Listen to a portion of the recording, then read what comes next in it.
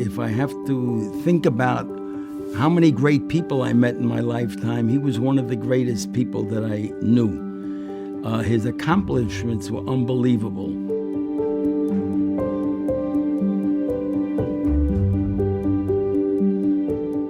He couldn't talk. He was shy. Meir Schuster is going to go up to complete strangers and then talk them into going to yeshiva or spending. I would say it's impossible. He was so naturally an introvert. I remember that when I saw the Kotel, I was approached by a tall man who asked me the question, are you Jewish?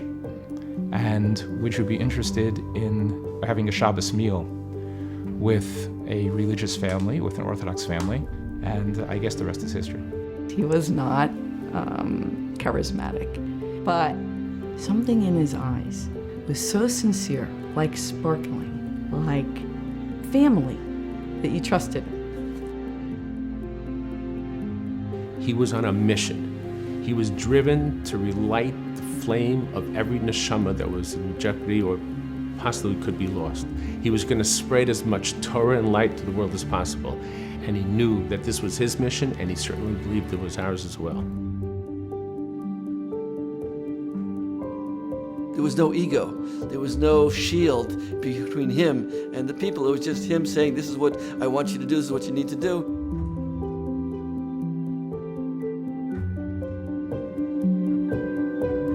Schuster didn't see people, he saw the shamas. It didn't matter what color their hair was, it didn't matter how many earrings they had, it didn't matter what they looked like. He wanted them to give them an opportunity to grow. He didn't see where they were coming from, he looked where they could go. Rav Meir was, in one word, real. He was authentic. He sincerely and really cared and loved every single Jew, and that came through in the few words that he spoke.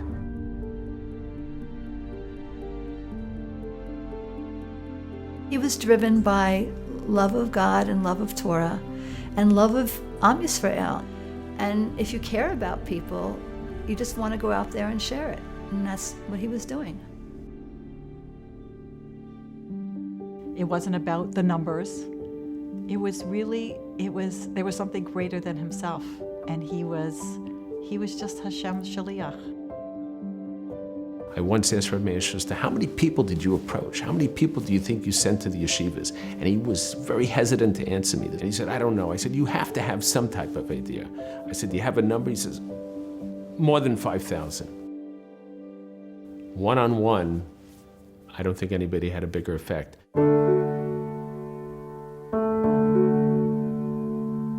My wife Robin and I have 8 children, of whom 5 are married. Those 5 married children have resulted in, at this point, Leah and her 13 grandchildren. It was really the dedication and the warmth and the Mesiras Nefesh of Rabbi Schuster. We went to visit the Schusters and we brought all the kids. Said, these are your grandchildren. You know, it's all ripple effect from one tap. When my first child was born, Mr. Schuster made a knitted a sweater for him, which we still have, which all of my kids wore, and which is a prized possession. He taught us that you just have to care, and if you don't care enough, then that's something that we have to work on, and that we can use him as an example.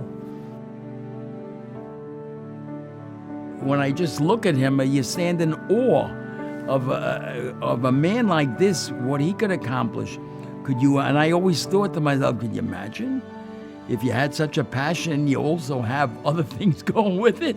I mean, how much could be accomplished? I mean, what are you going to tell the Rebbeinu Shalom after 120 years? Where were you? Where was I? I mean, what we could have done. I was a shy person. But, sometimes you have to do something, you do it, that's all. Here is the most important thing in the world today, because we're losing so many. It's the most important thing. So that it's imperative that you be curious, to reach out, to try to help somebody.